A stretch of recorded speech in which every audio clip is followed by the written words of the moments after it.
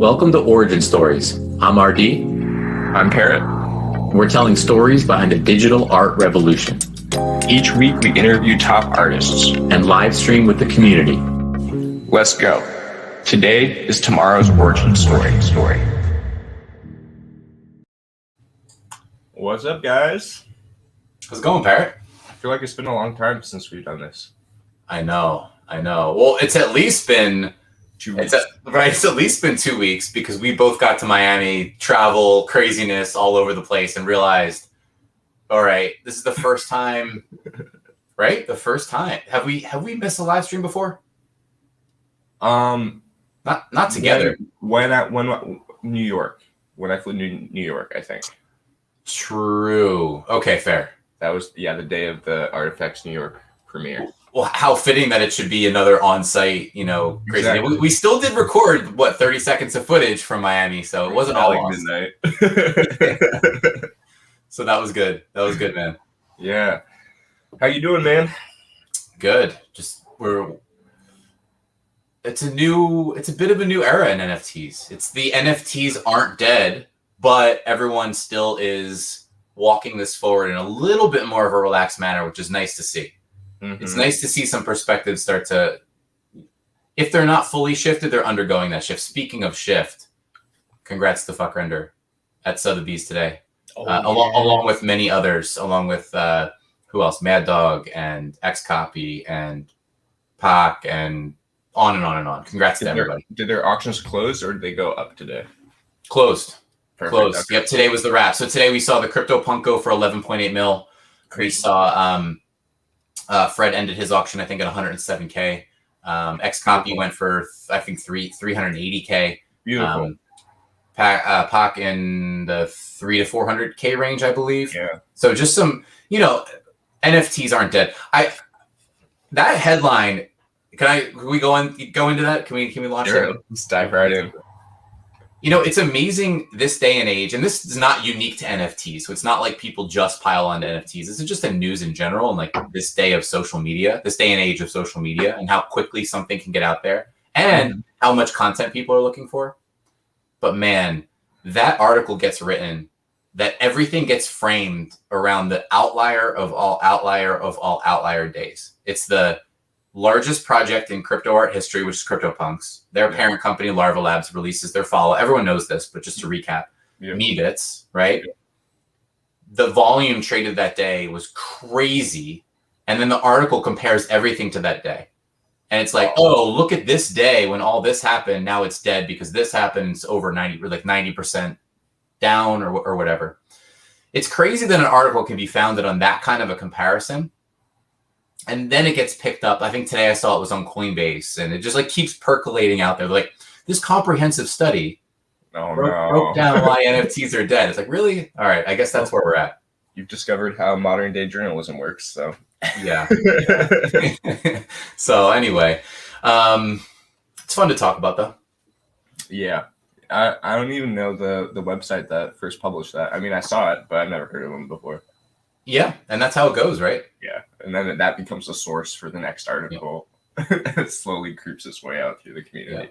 And from Coinbase, I mean, next step is the news, Well, who knows? It's probably already been picked up on the news in plenty of places. Sure.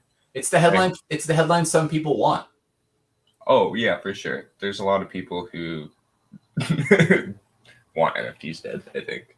Yeah, it's too bad, though. It's not happening. Not happening. No, definitely not. Especially after this weekend. Let's talk about Miami a little bit. Yeah, man. Moments. What's the first moment that comes to mind, or first aspect of it that comes to mind for you? I think it was Jay and Silva's party that first night, and just like being able to see everybody all in one spot for the first time. Mm-hmm. That was so nice. That party was really well done. It was really well timed. It was a lot of people's first event on site.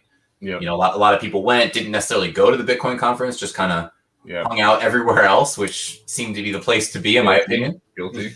Yeah, same here. But yeah, man, that Jay and Silva and the Animus party left and right. It's just you're running into people that either you immediately recognize, you recognize them, they recognize you. Fun times, and it all felt familiar.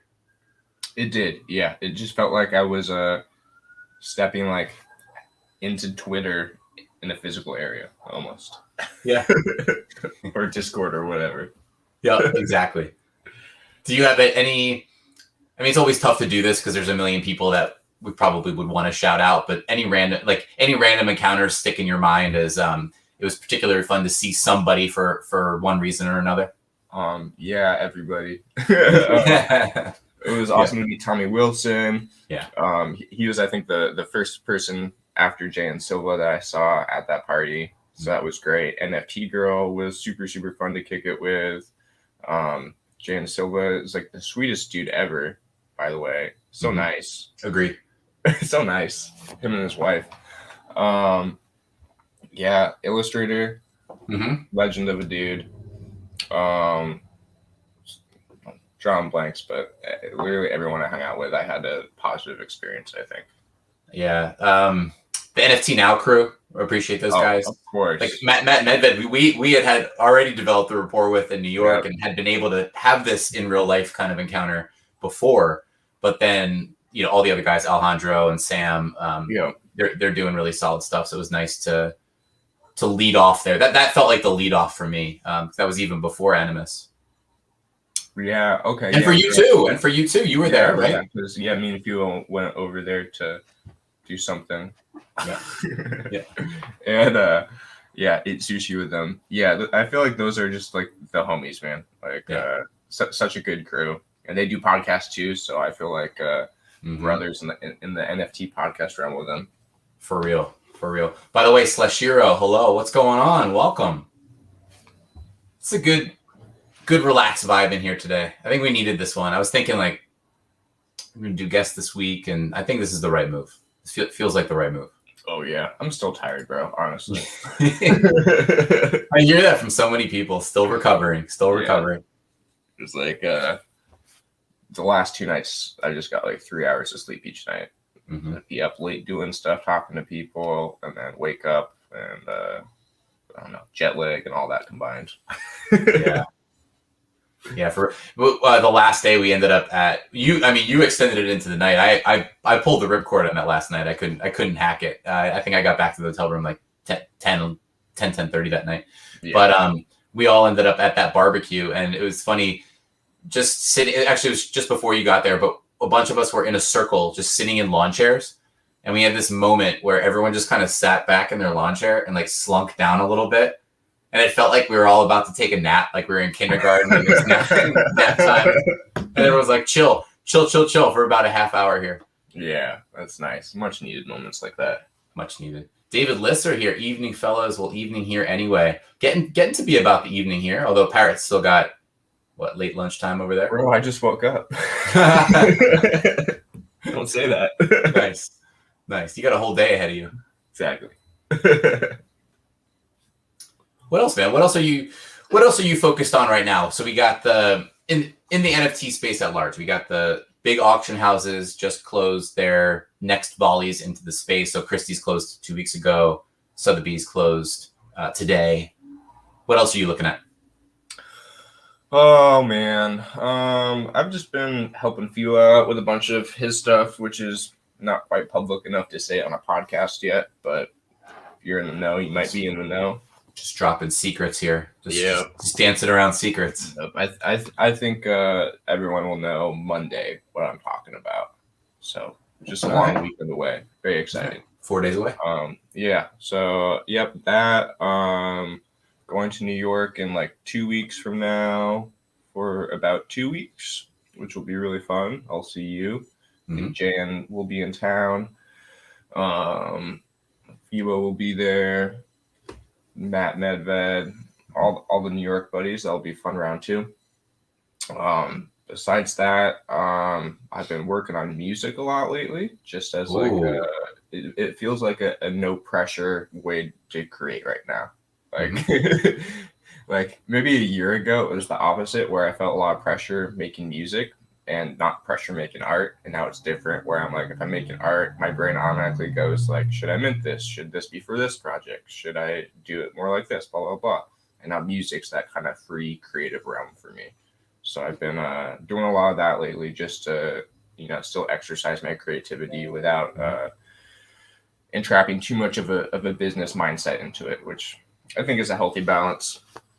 I'm just scheming for my next projects. I got some stuff in the works, some stuff related with the super rare, and then some stuff not on super rare I'm working on.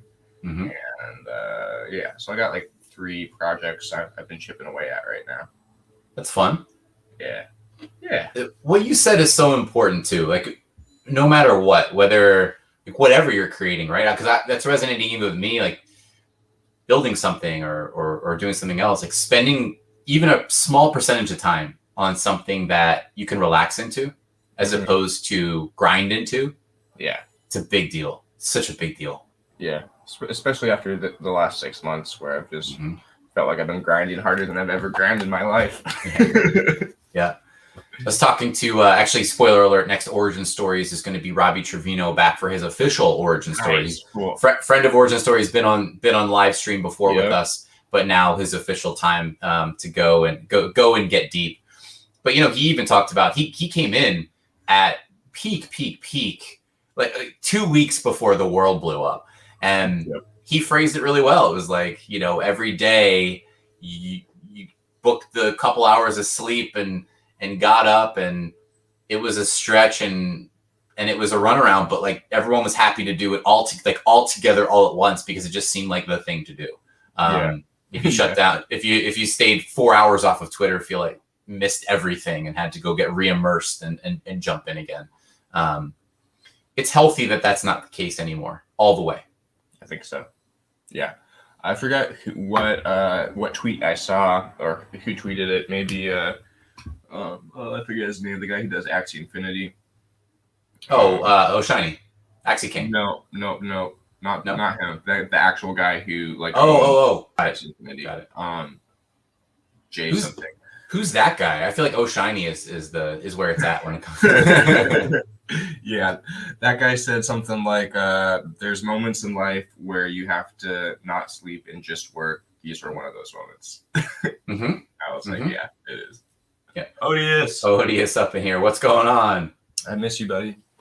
Oh, yes. He can't back. We should get Odious on here again. I feel like, like friends of the show who are always in here. Actually, David Lister does a good job of this. Does this as well. But I was thinking Odious and like Defaced have always just been in here supporting. I feel like they may as well be co-hosts. I know, for real. That was awesome when we got Defaced on 2 weeks ago, by the way. Yeah, it was a nice surprise. Yeah, that was nice. Yeah. So I feel like it's an open invite to those guys. Just say the word, just say the word, and a magic mic will appear. Yeah. So you want to talk about what's coming up with the Artifex project? Yeah, dude. Today, Odious says Defaced is a genius. Agreed. Both of you are. Yeah, man. So Artifex project. We took a very calculated step back, small step back, in the moment step back. But we talked about this a little bit off air, and I feel like when we came in, we launched the day after the crypto crash, and we came in and it was like the supercharged entry, and it didn't quite get wrapped up in that hype and FOMO cycle. And what we figured out later is that's probably a blessing in disguise. Yeah. And so what we did internally and what we will talk about now is we made 2 amazing hires, and our internal team is now +2. Our external team is now another +2. So it's kind of like +4. And it feels right and it feels natural. And why did we do it? Because we've said it, I've said it constantly. It's like we're here for the long term. We're here to build something.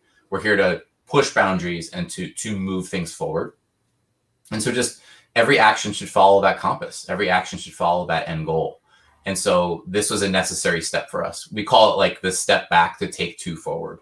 And we're ready to take those steps, but it's been a little bit of like for example, on the ground in Miami, what we were doing constantly behind the scenes is onboarding, is like bulking the team up, is like getting everyone on the same page. And we're on the ground in Miami. We have all this beautiful art, and we realize that it's there. It's driving around Miami. It's on the street signs, but we didn't do anywhere near the amount of sharing it that we wanted to in the moment. And that was all the process that we realized we needed to fix, because the internal team was too small and too stretched. Now we feel a lot better. So do the right things. You take the step back to take the 2 forward. Now when we can take the 2 forward, a lot of fun things to build, like build for the community, not just like, hey, we have this for sale, go buy this. But that balance, like that balance of, we're here to create too, for people who may never ever buy an edition of anything. And I think that's so important, and that's what we're about. And now all that's left is you show it, like you walk that forward and you show it. So anyway, that's where the ethos is. And then one more thing I'll say there is, we had a birthday drop the other day, birthday release the other day for Sky Golpe. Gavin Shapiro was also there. So it was Sky Golpe and Gavin Shapiro. Sky had his birthday, released 15 Minute of Anonymity. And then Gavin Shapiro, the vacation of his flamingos, as he called it, possibly the close of them as the feature, as the feature characters. He talked about that on Discord stage this week. That's fun. Just amazing to see. The artwork is called And the Beat Goes On. And just amazing to see that 2 proud flamingos in the artwork. And it feels like, at least temporarily, maybe permanently, a change in Gavin Shapiro's art trajectory. Very interesting. I find that really interesting, actually, because you see artists, myself included, sometimes stick with very rigorous themes in their work. And they get an identity based off of those themes. Everyone thinks of Gavin Shapiro as the flamingo guy. Yeah, that's right. So, but it's exciting now. Like, I want to see what he does next, because the dude, by the way, is like so freaking talented and skilled when it comes to creating 3D work. It's like, he can do anything he wants. He just chose flamingos because it's like, either it excites him and he knows it's good branding, and like, having that kind of artistic identity makes yourself stand out from other artists in this space or anywhere. Agreed. And real quick, to shout out Snail Express, who's in here. Yo, Snail, shout out to you for picking up flamingos and for showing off that rare rooms. That was great, and got that rare room shot loaded up with all those flamingos. So thank you, man, for getting involved there.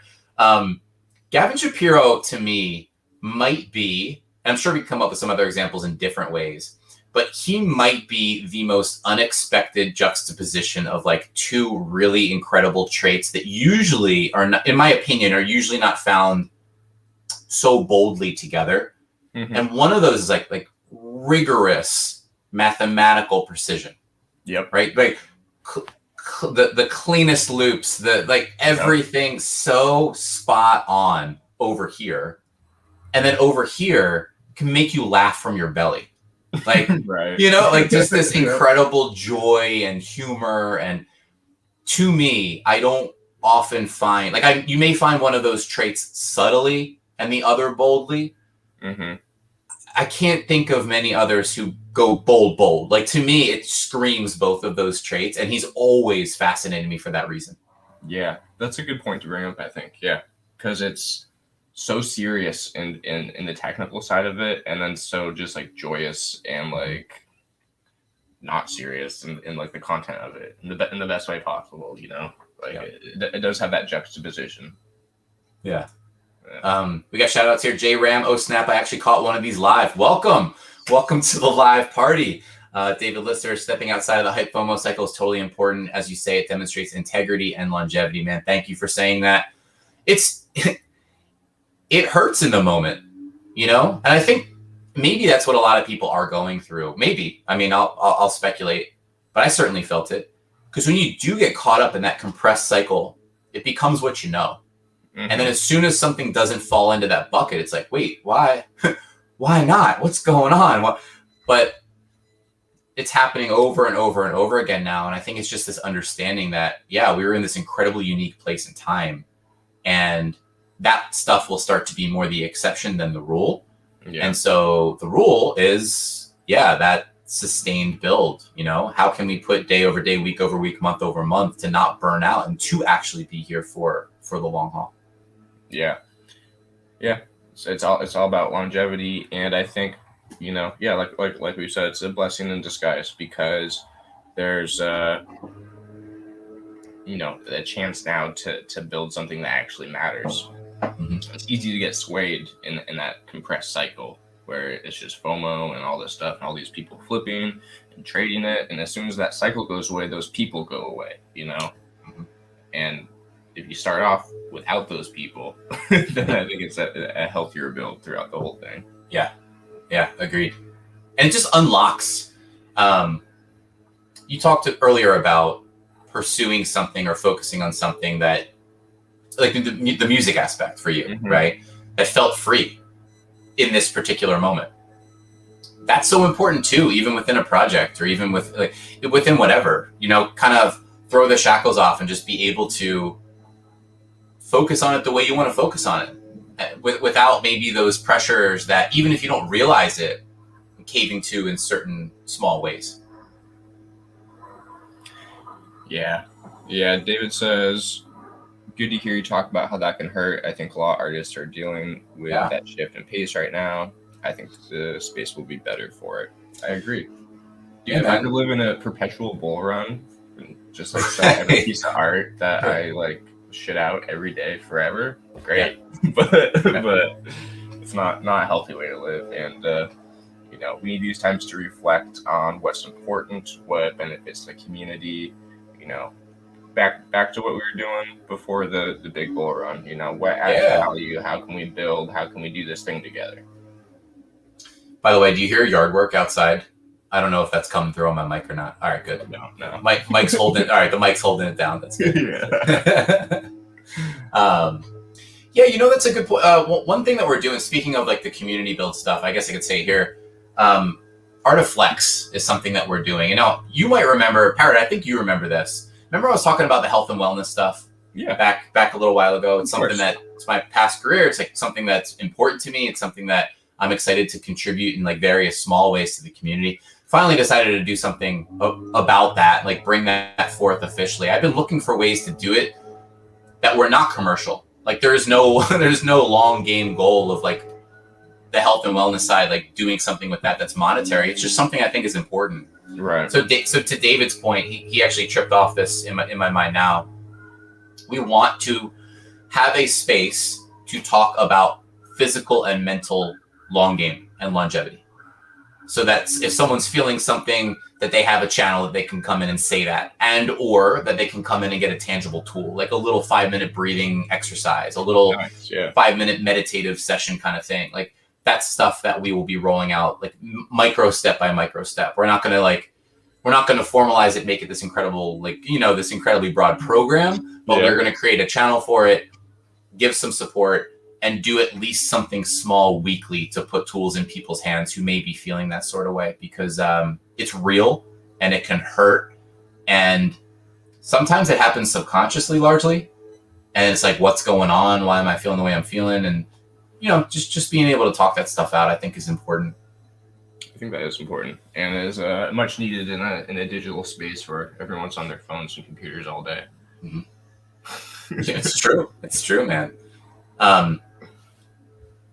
One of the tips I'll say again here, I think the tip that I've given most often that's also been met with the most immediately positive feedback for those who have adopted it, and I'm not always the best at adopting it. I'll get in a cycle and then I'll have to snap myself out of it and go back to it. But it's like waking up in the morning proactively rather than reactively. It might be my favorite tip in life, where it's like, think about when your eyes open, what you're compelled to do. And I know for me, at the peak of the hype, the move was almost always to roll to the phone. Yep. Or if I'm not rolling to the phone, I'm rolling to immediately get out of bed to get to the thing that's like the phone or the computer. And either way, like even if you're not on it, if your brain is on it right away, meaning I got to get there, I got to go see the thing, I got to go see what people are saying.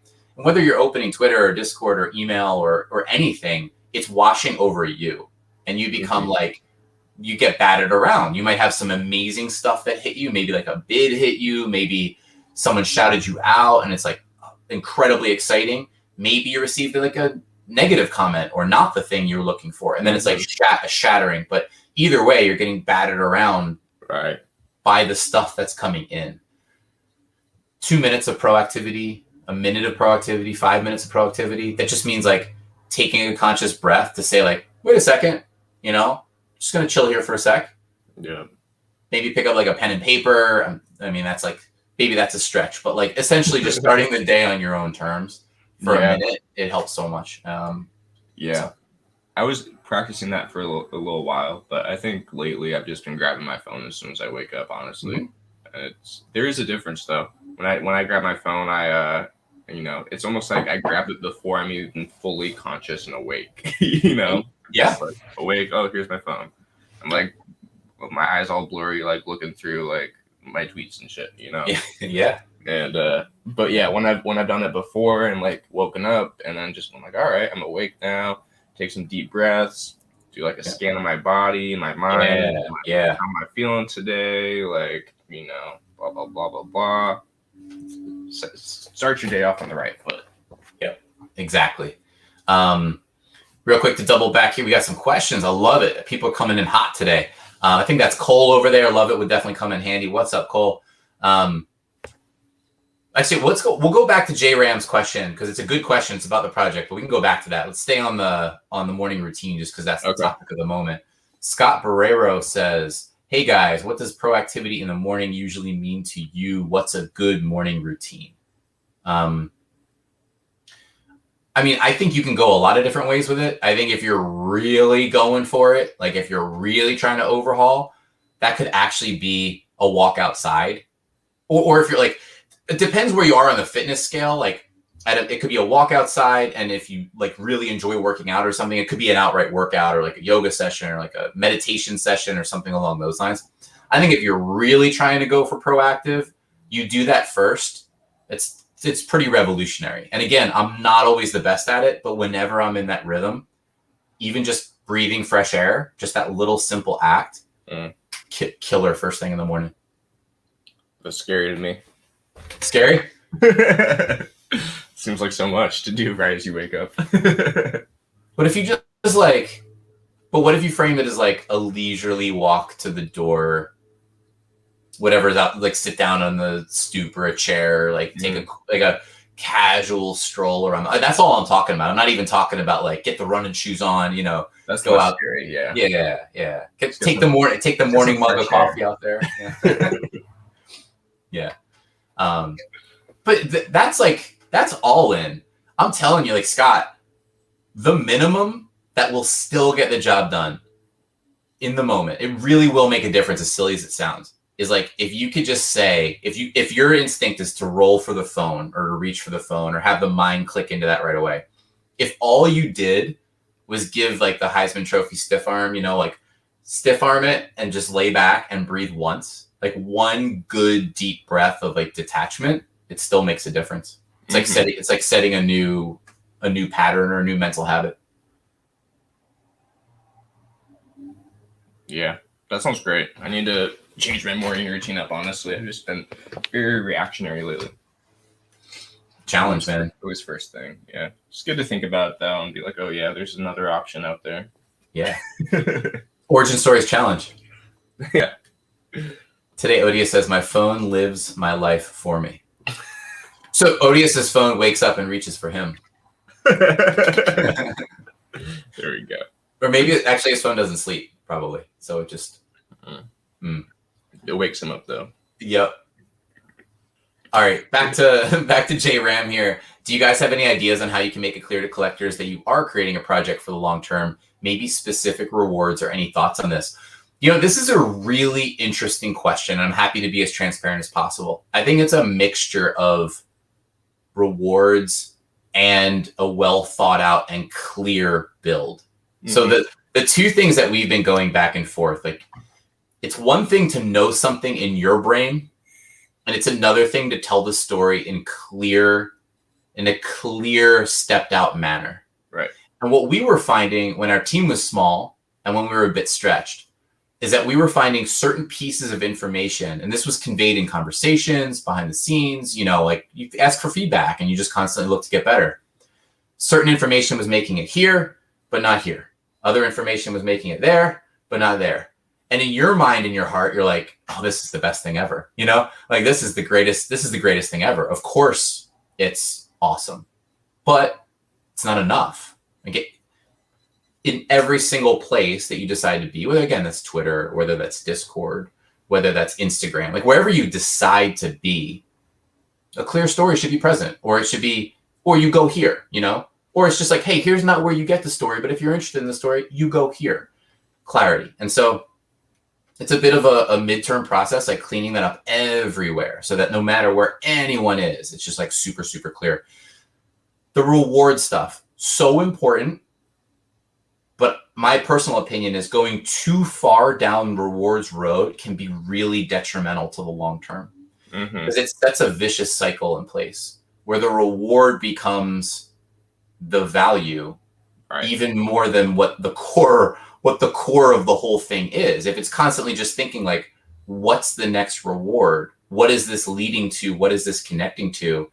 It devalues, again, the core artwork or the core product or the core, like whatever the core of a project is. What are your thoughts on that, man? Yeah, I agree. There's a fine balance there. And I think something that, you know, is important is just time in the space. And that's kind of invaluable. Like if people have seen you've been in the space for a year and you're still building and you're still doing stuff, they're going to be like, of course, this guy's not going anywhere, you know, but that takes time to get there. So I think that's just like a no nonsense way to go about it. As far as rewards go, I agree. It's tricky. It's a balance. You don't want people to like value the rewards more than the core of the project. Yeah. It's a tightrope. I think it can be looked at positively or negatively. You know, there are some people who do a fabulous job of like playing with it, having fun in there, you know. Yep. That way when the reward comes through, it's genuine, it's a surprise, it's well received, it's like, oh, that's amazing, you know, but it doesn't dominate the conversation. It becomes additive to the conversation. So I would say that one thing that we're looking to do is be on the right side of that. Like, yes, there are plans to do fun things and right, but it's leading with the substance. And Jay says, so clear communication on the underlying concept and story of the project is king.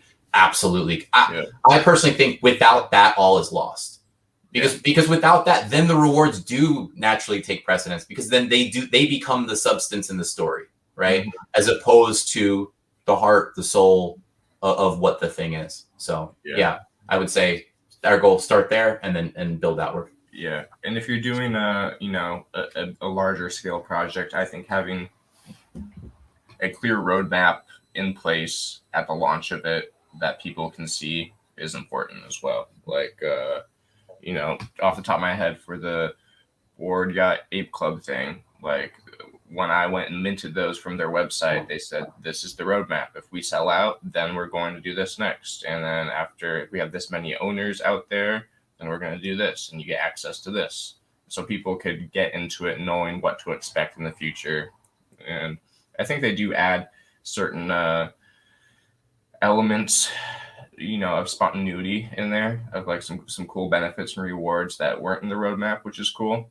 But just having that solid roadmap, you see, with the Artifex Fubo shoe, Artifact. Artifacts. RTFA. Subtle.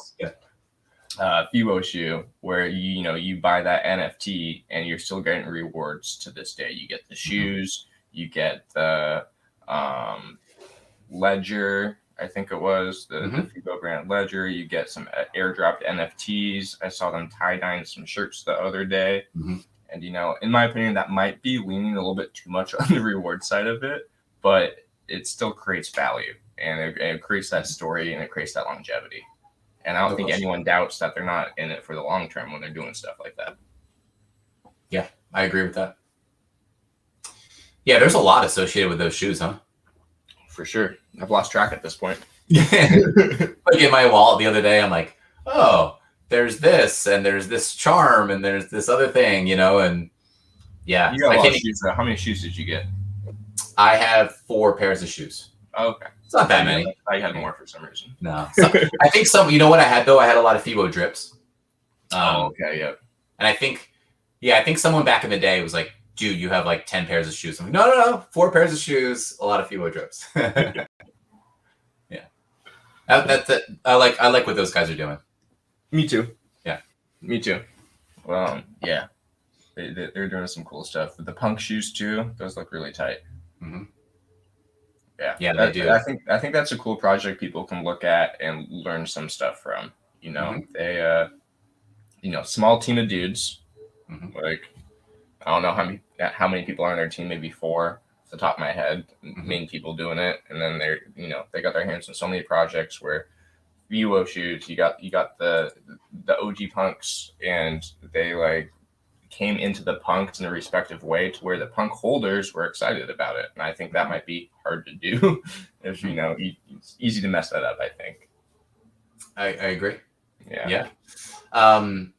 They're doing that. Who's the other shoe company? Is it Rare Shoes? They're doing some. Yeah, it's just interesting to see the innovation on behalf of shoes and merch. Like shoes and merch in general. Now you're seeing like, you see the tie-dye shirts there. You see a lot of the Bored Apes with the commercial rights and stuff. You see a lot of that stuff coming in. People doing their own shirts based on the Bored Ape. It's fun to see you have like a FIWO shirt, right, from Super Rare. Yeah. It's fun to see more of that stuff trickle out. Yeah, and it's good because it's benefiting both parties. It's benefiting the people who own the NFTs or the merch because they get merch they can rock that looks cool, and it's benefiting the projects because it's free promotion for them. Yep. Exactly. Like I was wearing my FIWO Super Rare shirt when we went to San Francisco MoMA, and one of the guys like checking tickets was like, "Whoa, that art's awesome! Like, what is that?" And then we got to tell him about Super Rare and FIWO and stuff. Yeah. Yeah. All conversation starters. I think it's all going to be more and more of the norm. More and more what people expect to see. Space Painter, by the way, what's up? Space Painter says IRL or metaverse shoes. Cool face sunglasses. Yeah, both. Exactly. Both. That's going to be interesting, right? I mean, that's inevitable. Maybe one of the shoe companies that we talked about will do it just naturally. Probably going to be commonplace for companies to come out and you buy something and it's the dual version. Yeah, dude, I want to go to the Nike store and buy a pair of Jordans and then be able to wear that in Decentraland. Yep. Just feel like it's inevitable. Like it's just such a natural expression of digital fashion or whatever bucket we want to put it under. Yeah.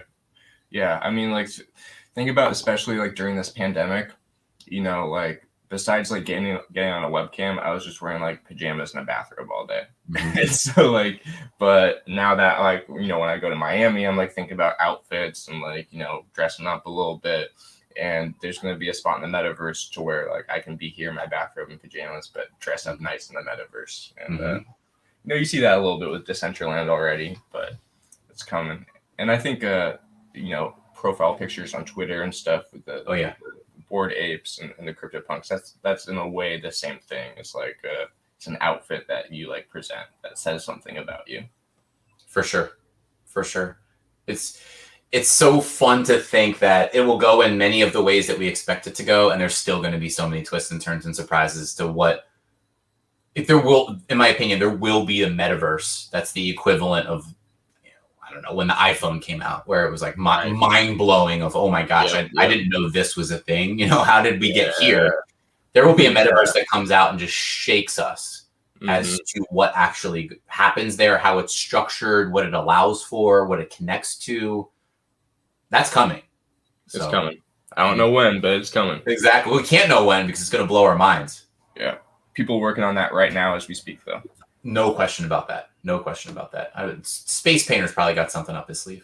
They could be listening right now. Right now. They're like, you bet we're building something. We just can't talk about it right now. What else, man? What else? What's another good topic here as we chill? We have a very relaxed Thursday this week. We're on the doorstep of the New York trip. Yep. So IRL again soon. In this space now, again, to go back to something we talked about earlier, we have both major auction houses closing down, major all-around sales. NFTs are not dead. We talked about that earlier. Whoever's in the chat here, throw us a topic. We need some assist here. Give us a little AMA question. Yeah, let's do it. Parrot, how's your tea today? Oh, I haven't had any yet. Just drinking What? kombucha right now. There you go. Yeah. Actually, I got kombucha in a coffee cup, so cheers. Hey, nice. Kombucha boys. Yeah. I mean, I guess kombucha is tea in a sense, right? Yeah, it is. For sure. Yeah. I got Uber greens. Nice. Getting my greens for the morning. Is that your morning jam? Yeah, lately when it's in the house. Mm-hmm. How's Lauren doing? Good. She's doing good. She went to a music festival last weekend while we were in Miami. Oh, that's fun. Yeah, I know. Yeah. I honestly had a FOMO for that too. I was like, I wish I could be in both places at once. Yeah. I had a bunch of friends there and a bunch of my friends playing music there. Yeah. Like, Here's a fun question. If you go out to like the most mainstream of mainstream places, what do you think? What would you want to tell the most mainstream of mainstream sources about NFTs? They're not dead. Okay. Aren't there? I agree. What else would you say? Let's say someone knows nothing about them. You're in a room. You have a mic. Yeah. Where would you go? What would be important to you to convey to an interested party, to someone who's tuning in and like, maybe I heard of this, whatever. Where would you take that conversation?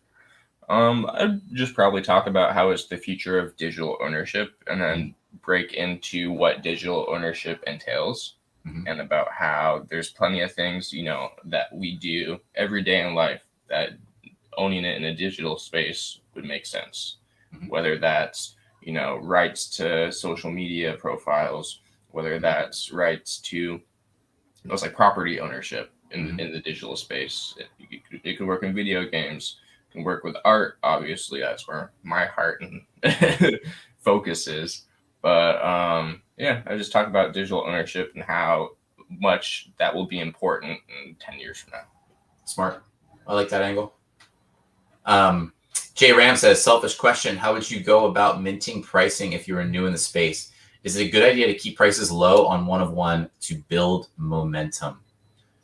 That's a good question. I think personally, yes. I think the best way to do it for longevity is to, when you mint your first piece, you're in what's called price discovery, where basically you don't know how much your stuff is worth. You don't know how much other people want to pay for it.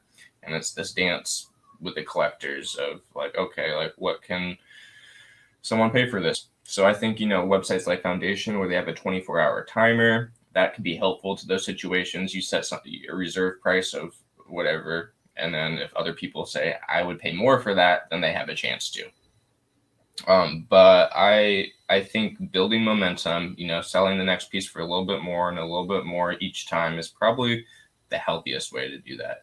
I've seen people, have a whale come through and buy their first Genesis piece for 20 ETH and then struggle to sell their next piece for 5 ETH. And I think that, I don't like it when whales do that because it fucks with the artist's head in a big way. Where they're like, oh, why is this worth more than that? So I think, but I don't know. I would, this actually goes back to something we talked about before, but the authentic story, right? So maybe another point of analysis, Jay, is to ask yourself, what does your process look like? I think that's an interesting question of like, how much artwork do you have that you're over the moon about that you think would work really well as an NFT? Why do you think it would work really well as an NFT? How would you, not that it has to be too structured, but like, how would you lay that out? Like, does your artwork tell a story that stands individually? Does your artwork tell a story that builds on itself and you have like 10 pieces that are interlocked and interrelated? I ask all these questions just to say a lot of times, in my opinion, the best answers come after that reflection of what are all the aspects of my artwork? What makes it unique? And then maybe it becomes a little bit clearer how to present it. Like, for example, if your process takes super, super long time, like it takes an incredibly long time to make an artwork, I would definitely recommend being way more patient with how you post that artwork, how you sell that artwork, what you're willing to sell it for, how you part with it, who you part with it to. That would be a really, really important, piece of the conversation. Let's say a piece of your artwork, you have an idea around it where you want to get it in as many people's hands as possible for a specific reason. Well, now all of a sudden it becomes like a totally different conversation. So again, I'm asking broad questions to try to, like, you only know the answers to those things, but I would start there, just reflecting about the core properties of yourself, of your artwork, and maybe that will help clear things up. Yeah. Good words. Kumo Dot says, do you guys find the constant need of grinding online a cool thing, a natural thing, or something that will change with time? The need to interact, to be perceived as an artist, to get value?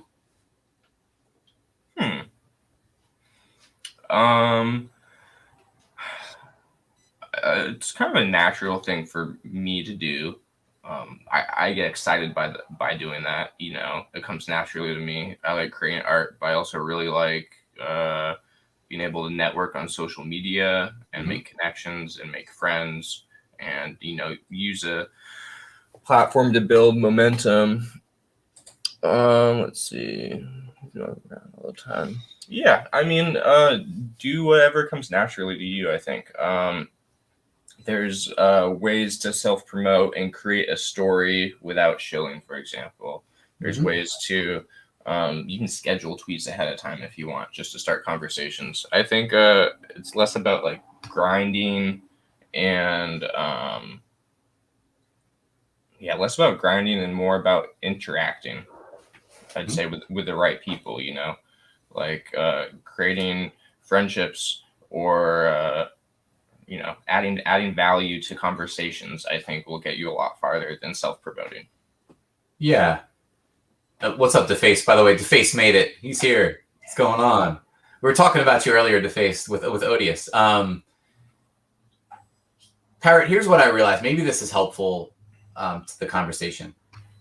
I think there's a level of grinding that becomes counterproductive in and of itself. Like, it's just like that need to be there all the time. I think we can trap ourselves into thinking that's more necessary than it really is.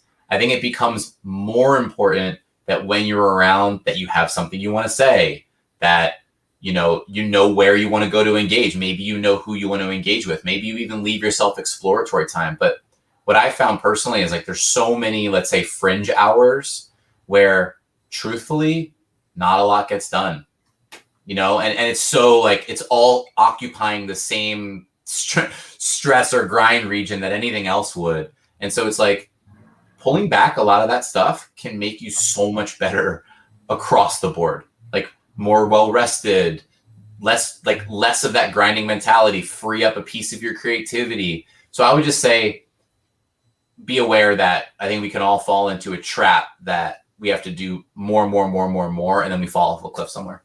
Yeah, that's really important. You have to have a balance, I think. Yeah, for sure.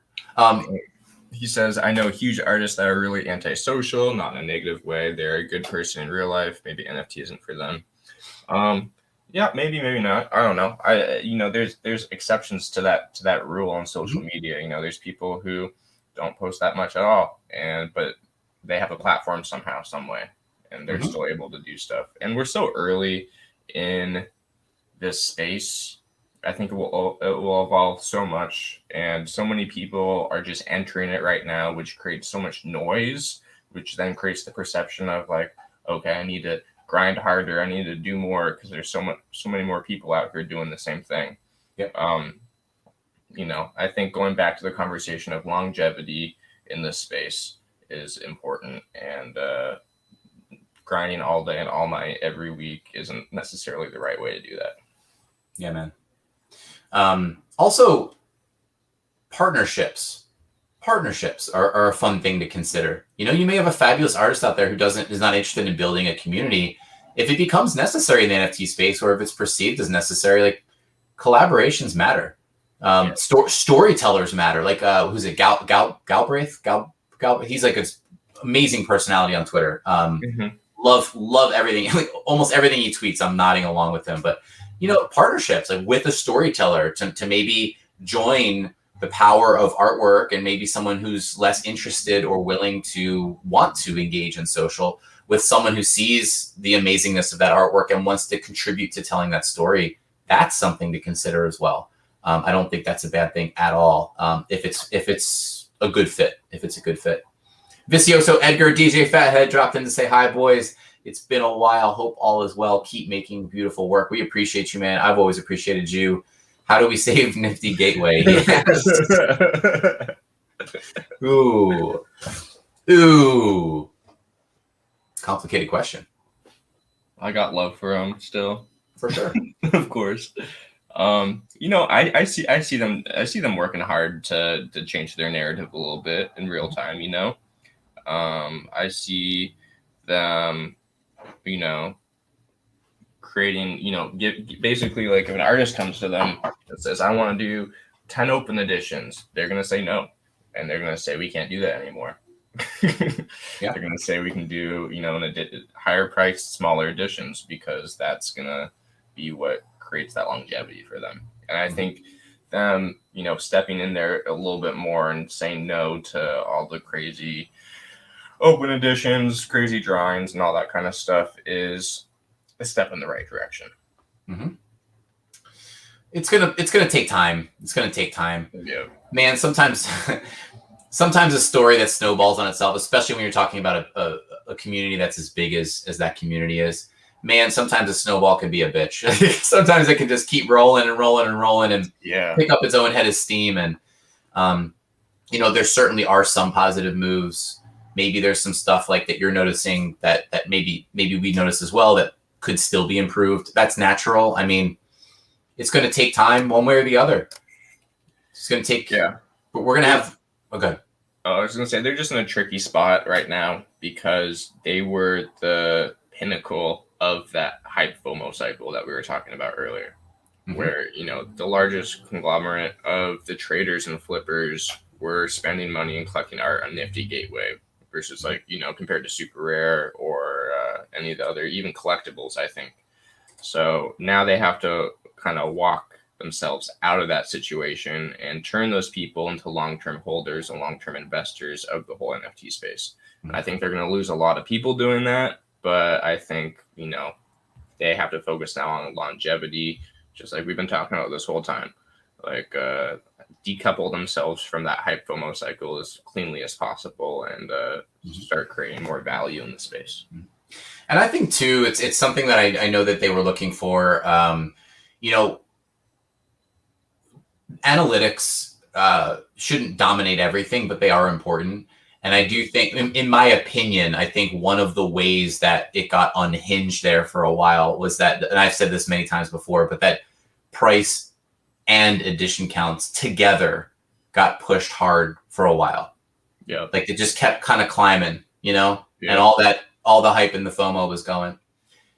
It's important to have the numbers that will, when that hype cycle is going strong, to show you when your secondary market's starting to show its cracks, because it will leak. It will leak everywhere, and it will become everything. And it will tease you. It will give you a little bit of a preview of what's to come if you're looking in the right places. So I think there's a good chance that they're getting on that, and they're kind of figuring that out. I think that will be important to the largest marketplace, to respect that whether you're trying to cater to those individuals or not, it's a real thing regardless, and it will impact everything regardless. So I am, just some of those decisions to keep making them in a positive sense. Agreed. Parrot, can we, I just DM'd you something. Can we share? This is my favorite moment of the entire day yesterday. I think it wraps up the beauty of this space in the most random way. What am I looking at? can we talk about this? Okay. Yeah, we can. Yeah, sure. Are you able to share it? Yeah, let me share this really quick. I was just looking at it on my phone. Let me see. Dun, dun, dun, dun, dun. All right. Let's if you asked me, Roger, why do you love the NFT community? This would probably be my lead example. All right, here we go. All right. So basically, all right. So yesterday, by the way, Parrot and I were 7K follower bros yesterday. We were randomly connected in the universe. We both crossed it like the same time, which was crazy. So I like to do something every 1,000, at least do an AMA or do something for the community. So I posed my question. I'm like, 7K, what should I do? Bill Ellis, who's one of my favorite human beings in the entire world, responds, take me on a date. And then Fiwo asks, and by the way, this is all happening just after I went to bed. So I go to, there's already all this interaction. We're having a good time, and then I go to bed and I wake up to this. So Bill Ellis says, take me on a date. And then Fiwo asks, can I be the waiter? And then Space writes, with Murat Pak in the kitchen making cubic fried ice cream and Trevor Jones art making live low effort MS Paint art out of the congratulations tweets. And this is a Trevor Jones original drawing where he did everything that was talked about. There's cubic ice cream. There's Fiwo presenting it. There's Bill Ellis saying, wow. There's me saying, yum. There's a kitchen in the background. There's a heart. Like, guys and gals, like everybody out there, this is I love these people, and I love this community, and no image wraps it up better than this. Trevor Jones, you're a legend. Oh my word. Oh my gosh. I don't even know what else to say about it. Like it's perfect. It was perfect. So I feel like that's a good place to end it. It is. Parrot, I either need to get you a cup of tea. I'm gonna send it through the screen at you, or we need to get you back to bed. Yeah, I'm tired, bro. I'm gonna get some tea after this. Yeah. Vicioso Edgar, love it. Best community ever. Love you guys. Till the next time. Appreciate you, man. Can't wait to see you again soon. Cole had dropped a few more comments, similar position. Notice that comes from forcing those interactivity moments, focusing on those things more than the content and the story I'm providing. Man, keep doing you. Keep focusing on that content and story. I think that's something we can all say to one another as we walk into a calmer, more productive, builder-friendly zone. Today, Odious, good night, gang. Love you, man. Appreciate you, too. Defaced as well. Kumo Dot as well. Good community up in here today. This is good stuff. I really love seeing it. Love seeing it. Me too, brother. All right, Parrot. All right. Until next week, guys. Yes. Over and out.